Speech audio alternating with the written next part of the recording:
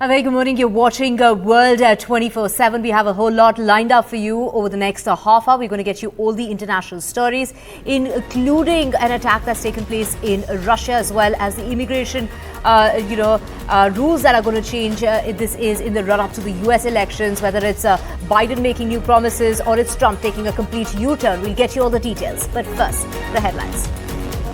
9 people have died in a synagogue church attack in Russia's Dagestan. 25 others have been injured after gunmen attacked places of worship.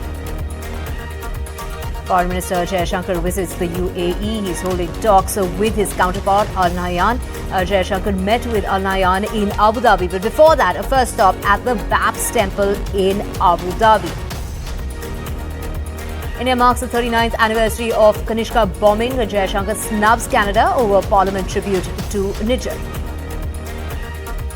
Israel's Prime Minister Netanyahu says the intense phase of Gaza war is nearing its end, but eyes Lebanon and warns of sending troops to the Lebanon border, while a top US military official has gone on to say that Israeli offensive into Lebanon would risk an Iranian response in defense to the powerful Hezbollah, and has said that could trigger a broader war.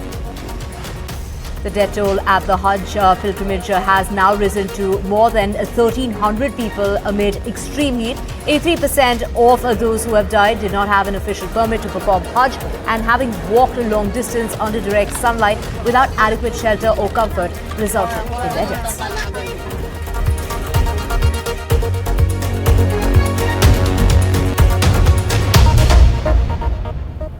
Let's get to our top story, and that's External Affairs Minister S Jaishankar, who is in the UAE to hold wide-range talks with his United Arab Emirates counterpart, Abdullah bin Zayed Al Nahyan. The two leaders are also expected to deliberate on overall situation when it comes to the situation in Gaza, besides bilateral relation talks which took place in Abu Dhabi yesterday.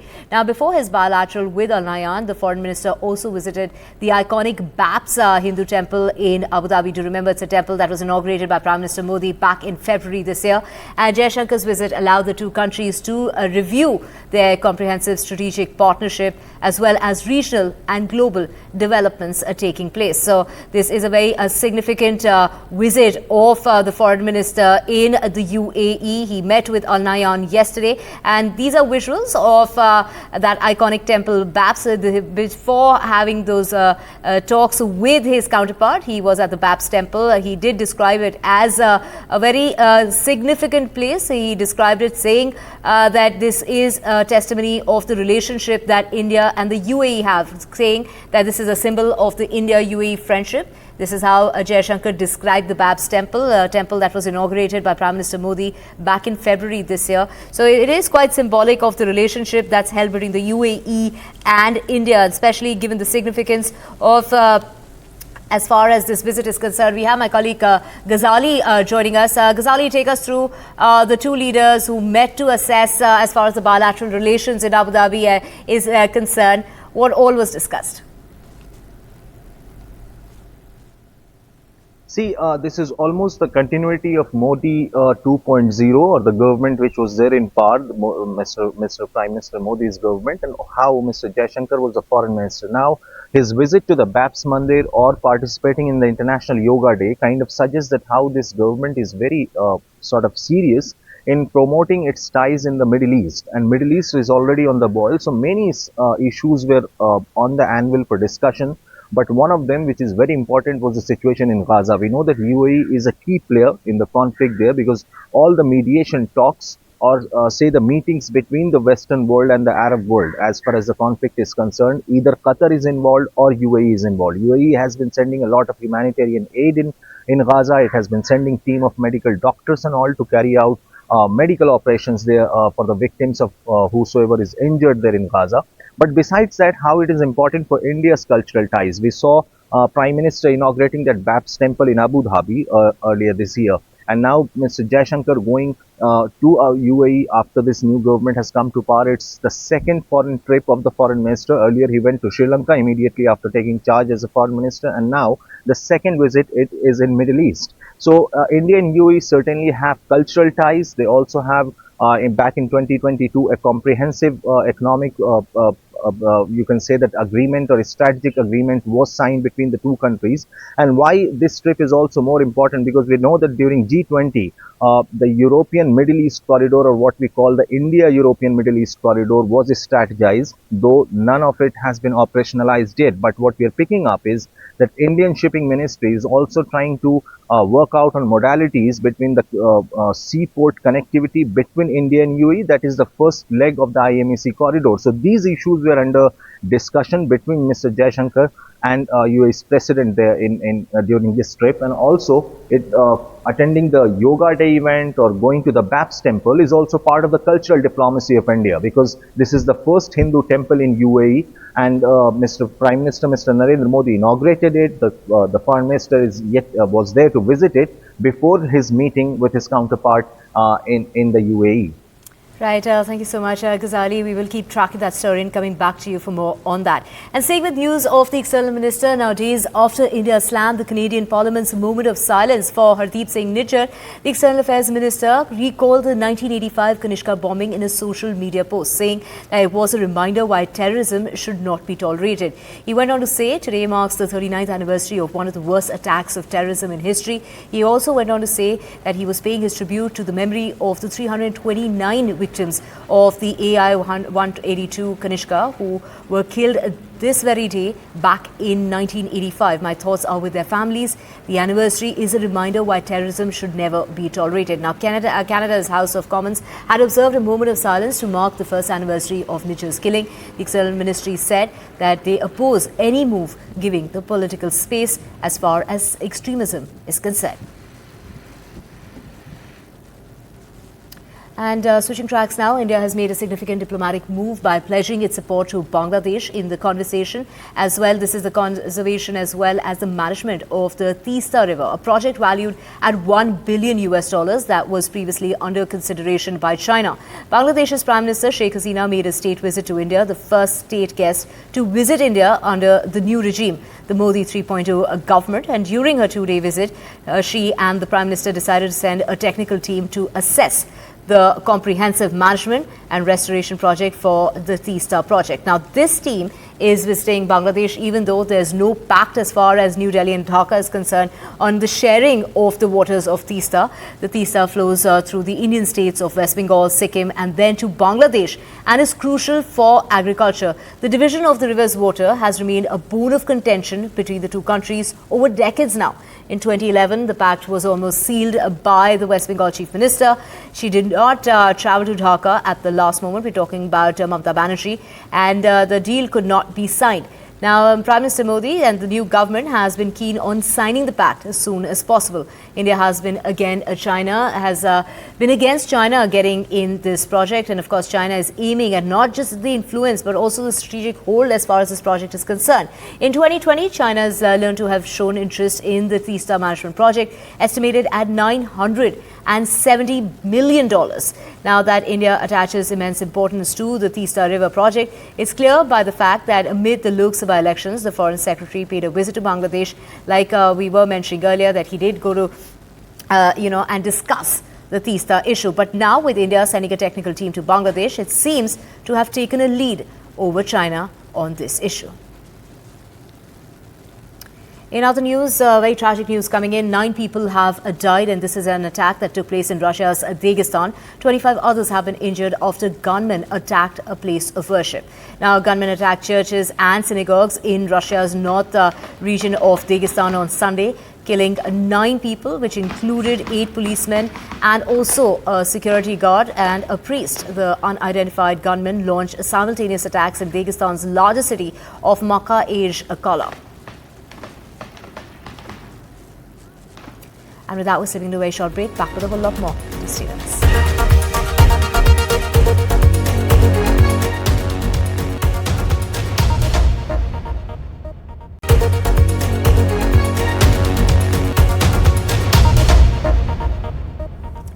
Now, as the United States heads for ballots later this year, immigration has become a key battleground for both Republicans and Democrats. President Joe Biden recently unveiled a new immigration plan focused on protecting immigrant families while also implementing strong border restrictions. Meanwhile, it's Donald Trump who's made a complete U-turn. He's made surprising comments when it comes to immigration. Do remember, he'd had very strong views when it came to immigrants. He'd called them criminals. He had gone on to say that they were poisoning the blood of the country.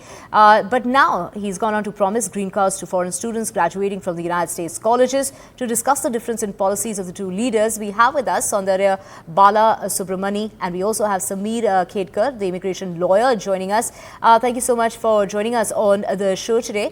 Of course, this is somewhat of a U-turn that we're seeing Donald Trump take, and of course, new immigration laws as far as Joe Biden is concerned. Now, take us through how crucial is immigration as an issue when it comes to the U.S. elections, and are we seeing that Trump and Biden both making various promises on this issue?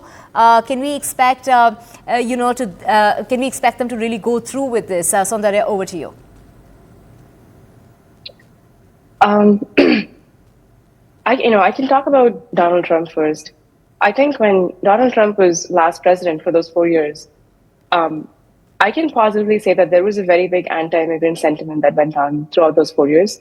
And just to give some concrete examples, there were, I think, a 6 to 10x increase in denial rates of H-1B visas during that time period. He banned H-1B and L-1 workers and many other visa workers to enter the country in 2020 during COVID. There was also proposals to cut down on the H-4 EAD program, which is crucial for spouses of H-1B visa holders to work in the country, and the OPT program, which is what students use to work in the country after they graduate. So I think it's very hard to believe this entirely different sentiment of giving green cards to college graduates, which is not even practically possible. And Sameer can talk more about that. So it definitely sounds more like a tactic to gain voters than something that is actually feasible or possible. Right, Sameer, Trump has completely departed from his extremely anti-immigrants view to a green card proposal.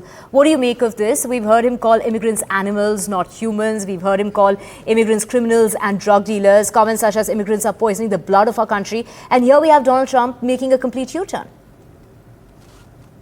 Well, I agree with Saundarya. I think it's highly unlikely that he would follow through on this promise if he were to become president. First of all, to promise green cards to a whole new group of individuals requires a law change, which he cannot do by himself. That must be done by Congress, not the president. And the last time Congress passed any immigration legislation was almost 25 years ago. So it's highly unlikely a rule of that magnitude would actually occur. So as Saundarya mentioned, he has waged war against high-skilled immigrants in the U.S., dramatically increasing the rates of H-1B denials. As to why he would make such a statement, we can only speculate. I think it's worth considering that he was speaking to a podcast comprised of 4 venture capitalist hosts, one of whom had invited him over to his house for a fundraiser. Venture capitalists are known to be in favor of high-skilled immigration and immigration reform for college graduates because it really helps the startup economy. And so if I were to speculate, I would assume that he was just trying to please them. Right. So, Saundarya, as the polls near, we're seeing President Biden walk a political tightrope, imposing stricter measures when it comes to the borders while passing laws helping immigrants get citizenship. Will Joe Biden's immigration plan benefit Indians ahead of the polls? Well, recently Joe Biden essentially granted a policy which would give over 500,000 undocumented immigrants access to permanent residency and pathway to citizenship. So far, I haven't really seen any big promises specific to the Indian immigrant crowd. And I've been tracking the policies that Joe Biden's administration have put out over the last year pretty closely. There have certainly been minor improvements in terms of reducing abuse in the H-1B lottery, which they did this year. But I don't foresee any major improvements. And as Sameer mentioned, it is not even within a president's jurisdiction to do something major like change the cap of green cards or grant green cards because it's not under their control. And that requires the entire of Congress, which includes the House and the Senate, to pass a law. So I think the president, the most that they can do is pass executive orders. and make minor improvements. Right, Sameer, we heard Donald Trump say that students passing out of colleges lose out on jobs because they don't get any visa.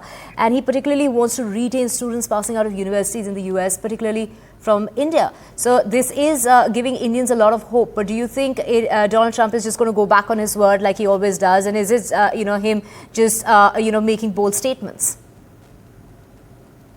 I do believe it's him making bold statements. If you look at the history of his administration and the policies and procedures they implemented, the regulatory war they conducted on immigrants and the H-1B program during his administration, the nature of his staff members who are vehemently anti-immigrant and continue to be working for him and have a even more restrictive policy and agenda laid out for the following term. I do think it's highly unlikely he'd be able to help pass any sort of rule change like that. Right. Thank you so much, Sameer and Saundara, for joining us on the show this morning. We will keep discussing this, in the run-up to the elections, which are going to take place later this year in November in the United States.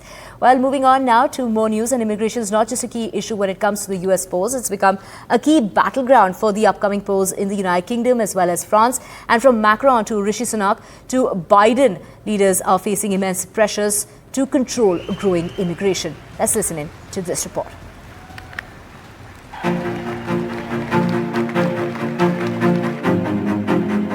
As elections loom in the US, UK and France, the fraught politics of immigration have become a key battleground for voters. From US President Joe Biden to French President Emmanuel Macron, Western leaders are grappling with intense domestic pressures to tackle immigration, while rising far-right parties continue to fuel fear amongst voters. In the US, President Biden ordered an expansive election year step last week to offer potential citizenship to hundreds of thousands of immigrants in an attempt to counter his own aggressive crackdown at the US-Mexico border that enraged advocates and many Democratic lawmakers. While Biden tries to walk a political tightrope, Republican presidential nominee Donald Trump, who has historically pushed anti-immigration rhetoric, has also seemed to change his mind, proposing green cards to foreign students graduating from US colleges to keep high-skilled workers and students in the country. Meanwhile, the UK heads to the polls next week, where Prime Minister Rishi Sunak's Conservative Party continues to push for the controversial Rwanda scheme, which has yielded little results so far. Stephen, immigration is too high, and we will need to take bold action to bring it down, whether that's legal migration, where we're going to introduce a new legal cap to guarantee that it will come down every year, or the boats, which you mentioned, where we got the numbers down last year by a third, and now we have a deterrent ready to go. Migrants have been detained, the flights will go in July, but only if I'm your Prime Minister. On the other hand, Labour's Keir Starmer aims to do away with the plan and instead build a new border and security command to stop smuggling of illegal immigrants. We need to smash the gangs that are running this vile trade, making a huge amount of money, putting some of the most vulnerable people in boats across the channel. They're making a fortune. Immigration will also be a crucial issue in the French snap polls next week. Marine Le Pen's far-right National Rally Party has fundamentally changed the debate, pushing President Macron's once liberal coalition far to the right, leading to tougher immigration policies in the country. However, the National Rally's proposed immigration policies are much more drastic, including further restrictions on attaining French nationality, cutting immigration levels, and much more. With far-right parties gaining numbers across Europe, pushing to stop immigrants from entering the region, and uncertainty on America's asylum policies, migrants face a dilemma: either stay in their countries being ravaged by wars and climate change, or leave and face persecution over countries' increasingly strict asylum rules. And moving on, the United Kingdom is heading to polls on the 4th of July, a crucial election that's expected to hand the Conservative government its worst defeat in history and bring Labour back to power. And this is going to happen after 14 years. Latest polls show both Labour and the Conservatives are down in points, and despite Labour's drop, the Conservatives are still 20 points behind with Reform UK, now only 2 points behind the Tories. An official from Prime Minister Rishi Sunak's Conservative Party is also being investigated by Britain's gambling regulator over allegations that he placed bets on the date of the general election before it was announced, is what the Sunday Times has reported. Britain's Gambling Commission has already been reported to be investigating two Conservative election candidates and the party's director of campaigning over bets on the date of the July 4th election. Now, the Indian diaspora in the United Kingdom is making up roughly 2 million people and will be keeping a close eye on the polls. And we have my colleague Radhika Iyer, who spoke to a diverse group of people of Indian origin in London to find out what's on their mind ahead of the elections, which will be taking place later next week. Hello and welcome to this very special edition on NDTV. We are coming to you from a very, very vibrant park. It's a summer day, and within a couple of weeks we're having the UK vote. And this general election is different from every other we've had. Just a month ago, India voted. Did you guys watch that with great attention? Oh my God, yes. throughout the day. Like oh my 4 God, a.m. wasn't it? Yes, from 4 in the morning. And now here on the 5th of July. 4th of July. No, 4th of July we are voting, and by 5th of July early in the morning we will know who is forming the next government. Polls of course are indicating that the Labour is having an advancement with their constituencies, but we will know. And the reason I'm here talking to so many wonderful and such a diverse group, thank you guys for joining us on this program, is because Indian origin voters here in the UK coming from a variety of backgrounds, and I'm going to quickly introduce. I'm Smita Pandey and I'm a CBT therapist. I'm in mental health. A CBT therapist from mental health, Shivani. I'm Shivani Sharma. I'm a criminal solicitor. A criminal solicitor. I'm Ishika. I'm an undergrad at Oxford right now. Okay, an undergrad at Oxford and a first-time voter. A first-time voter. Yes, of course. Jyoti. I'm a Jyoti Pandey and I'm a criminal defense lawyer. A criminal defense lawyer. I'm Megan Tandon and I'm a student. A student, okay. Sudhanshu Sharma, I run a law firm. Running a law firm. We have quite a few lawyers apparently. Apurav Sharma, student. A student, okay. I am a business leader in IT industry. IT industry, great. Thanks, Yogesh. It's Himanshu. I am from the legal profession. Another solicitor. And this is Jignesh. I'm an artist. An artist, yay, one from the creative fields. So what a vibrant, diverse group I have. And this is, the reason I'm meeting you is because I'm treating you as a sample group, right, of persons of Indian origin. And I'm trying to get into the mind of the Indian origin voter living in the UK on what issues they will keep in mind. And I'll go to you first because you're a first-time voter. What's in your mind? What are you going to do before the 4th? I think look at the manifestos first, because I think I don't really know much about the parties as a first-time voter. This is what I've seen in university as well. Most people don't really know. They look at the leaders, as in like Keir Starmer and Rishi Sunak, and that's literally their whole view of the party, not exactly what the party stands for. So I think one thing I'll look into is the manifestos first. That's so different from how Indians otherwise have been voting. Do you agree? Yeah, definitely. Have you ever read a manifesto? Not at all. I'm like literally reading newspaper and whatever I'm getting, but definitely read manifesto. And I am in mental health. I'm in health sector. Definitely I'm interested what are the policies, like health policies, like NHS. Yes. NHS is overburdened and access is a biggest problem for Indian community. And in 5 years, I think I have treated 4 or 5 Indian clients, which is like really, really shame, you know. So what are their health policies? Because if I can't access, just forget about the equality, disparity and all those other things. Yes. And waiting list, considering the waiting list, trained staff, the staff well-being, retention is the biggest problem. Yes. And just the pressure on the health system, and we are interested as well. But it's not just the NHS, it's a criminal defense sector as well. They are cutting loads and loads of benefits. Now there's very less criminal defense lawyers, there are very few duty solicitors. These are the problems. They need to look into all these things.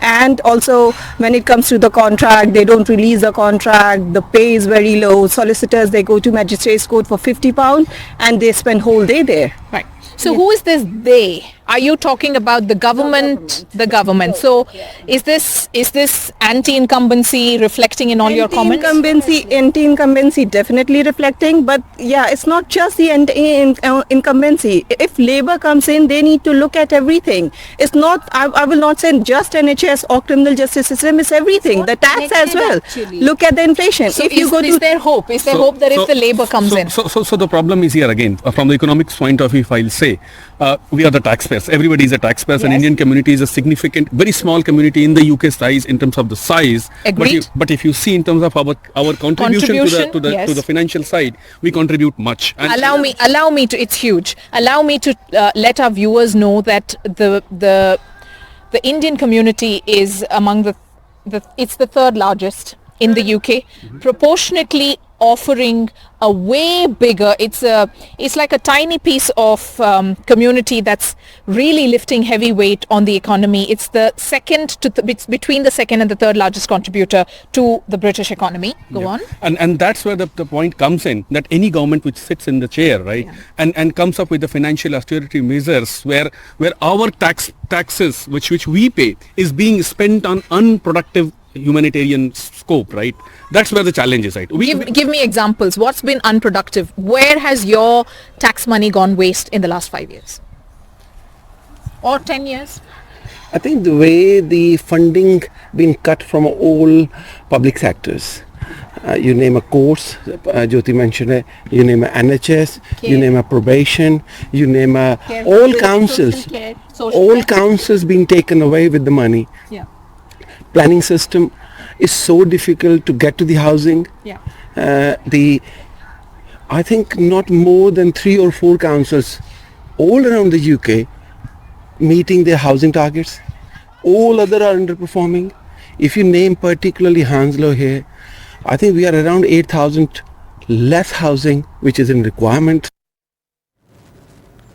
And moving on now, this is a gesture of goodwill and an act of pineapple diplomacy. It's Tripura's Chief Minister Manik Saha who sent 500 kilograms of queen pineapples to Bangladesh Prime Minister Sheikh Hasina through the integrated checkpost. The truck carrying the pineapples travelled across the border, reinforcing the friendly relationship shared by India and Bangladesh, with a special emphasis on the connection between Tripura and Bangladesh. Pineapples from Tripura are famous for their quality and their sweetness, making them a fitting gift to represent the warmth and friendly relations between the two nations. And with that, it's a wrap on this bulletin. Thank you so much for watching.